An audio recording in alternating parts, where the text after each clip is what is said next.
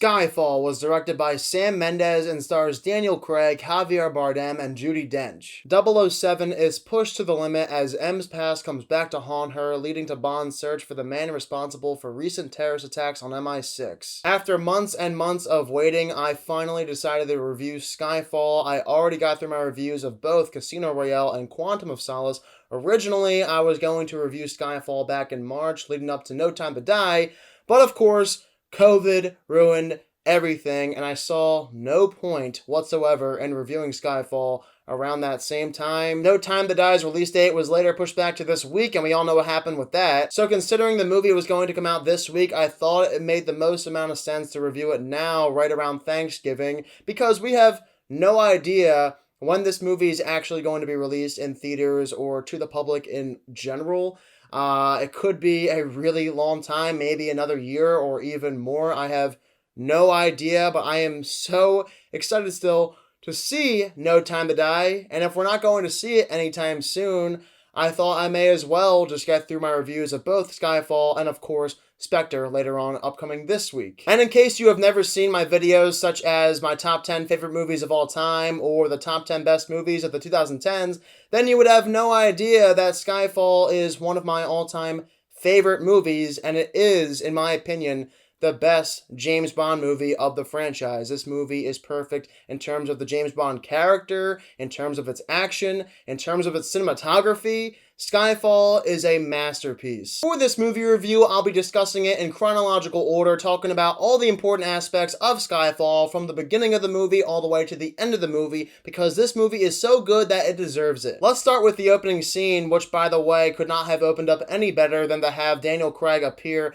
in jump scare fashion playing that Bond theme. That is the most Bond-esque start to a film in the James Bond franchise I have ever seen. I love it. For me, Skyfall's opening action sequence goes hand in hand with Casino Royale's parkour sequence. I love how they treat this action sequence as if it's a journey. First, we start out in this room, then there's a car chase, then James Bond tracks down this villain on a motorcycle on rooftops, and it still holds up as one of the best action sequences to this day. Sam Mendes is a master of his craft. He uses a lot of practical effects just like Christopher Nolan. The man never disappoints, and this still remains as one of my all-time favorite action stunts. I would say it's up there for top 10. And eventually we get ourselves a train brawl. I love it when films take us on a journey during an action sequence. I'm not the biggest fan when movies stay in one location. I like it when they differentiate it during an action sequence. That keeps the audience engaged. It's more entertaining that way. And this action sequence never once feels stale. Just like Casino Royale, this is the best action sequence in the movie. You have to start out on a great note, and Skyfall certainly does. Once the action sequence is over, Moneypenny mistakenly shoots Bond. He falls to his supposed death.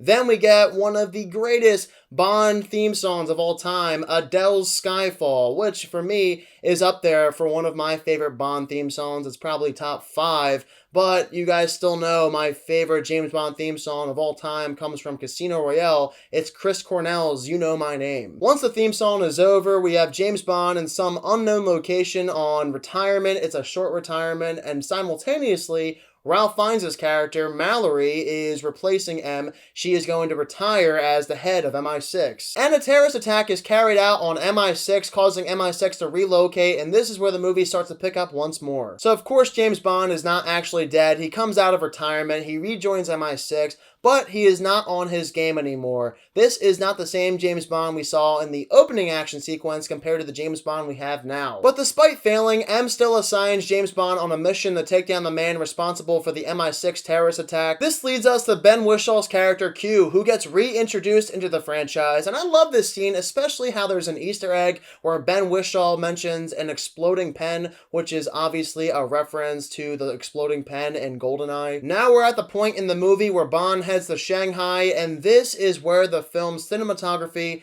looks its absolute best. When Sam Mendes and Roger Deakins work together on a movie project, every single time we get stellar visuals. And right here at this point in Skyfall, this is where the film's cinematography really stands out. Back in the day, I didn't have an eye for art in film, and that obviously has changed ever since I saw Skyfall. The first time I watched it, My mind was blown by the film's cinematography. The lighting is perfect, the colors are striking, it's a visual masterpiece, and every single time I watch Skyfall, I become more and more impressed with the look of this movie. Right after James Bond arrives in Shanghai, we get another action sequence where James Bond actually holds on to the bottom of an elevator shaft, and he has to hold on for quite some time. I have no idea how much this guy can lift, but oh my god, that must have killed his hands. The skyscraper action sequence is one of the prettiest scenes in the movie. It's a unique way of filming an action sequence. A lot of lights surrounding our characters, but our characters remain dark. It's a tad bit short, but I still love the visuals in this action sequence. From here on out, we don't really get a big action sequence again until near the last hour, I want to say, in Skyfall. We get about 2 more shorter action sequences right after this one. And the 3 short action sequences are solid, including this one that takes place at a Chinese casino. But of course, my favorite part about this scene is once again the cinematography. This is about the midway point in Skyfall, and I love how this film's plot is set up. The movie's plot is very easy flowing. James Bond goes from scene to scene without much pause, not compared to Quantum of Solace, which was kind of a mess. At this Chinese casino, James Bond meets Severine, who was sold off into slavery, but now James Bond is here to save the day because she is kind of held captive by our film's main villain, played by Javier Bardem, so she agrees that she'll take James Bond to see Silva in the movie, as long as James Bond can kill him for her. When we get to this abandoned island, James Bond meets Silva, the film's main villain, who is played wonderfully by Javier Bardem. He has the coolest introduction where he tells James Bond a story about rats. We learn more about his backstory at MI6 and why he hates M and the organization itself. This is a really great introduction to Javier Bardem's villain in the film, Silva. He reminds me a lot of Alec, aka 006 from GoldenEye. He was betrayed by MI6 and now is seeking revenge, plus he's kind of a menace. I get freaked out watching Javier Bardem as Silva in GoldenEye. The guy is kind of scary. And just when you thought Severine was going to be the film's main Bond girl, she dies. So there really isn't a main Bond girl in this movie, which is a lot different from the rest of the James Bond franchise. I love that decision. The main Bond girl in Skyfall is M. So Silva is captured, he's taken back to England, but of course he escapes from this prison. Now we get our next big action sequence, which uses another excellent practical effect, a train coming through this hole, and it almost kills Bond.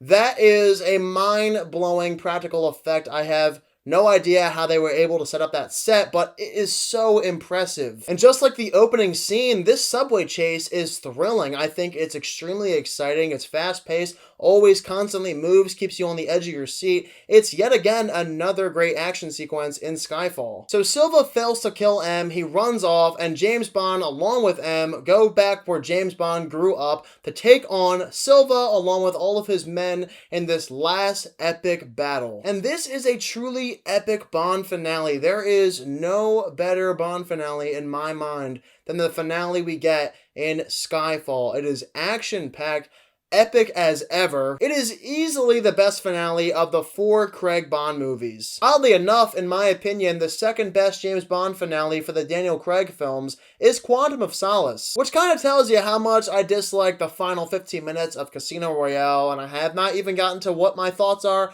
on Spectre, but you soon will see. Thankfully, right before Silva is able to kill himself along with M, Bond kills Silva in the most Bond way possible, throwing a knife in his back. Unfortunately though, Judi Dench's M succumbs to her injuries and dies in this film's finale.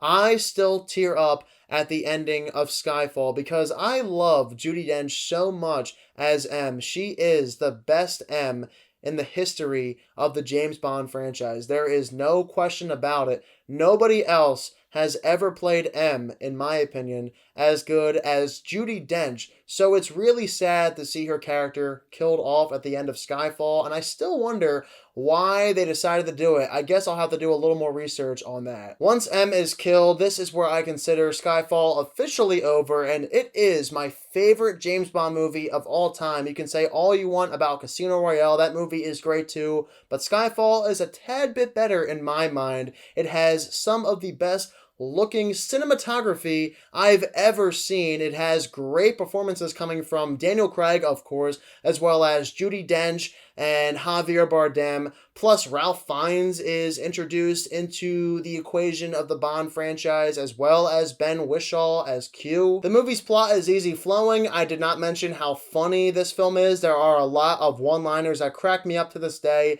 and just like in Casino Royale, the action is some of the best action in cinema history. You cannot get much better than this for a James Bond film. So, of course, I am giving Skyfall a 100%.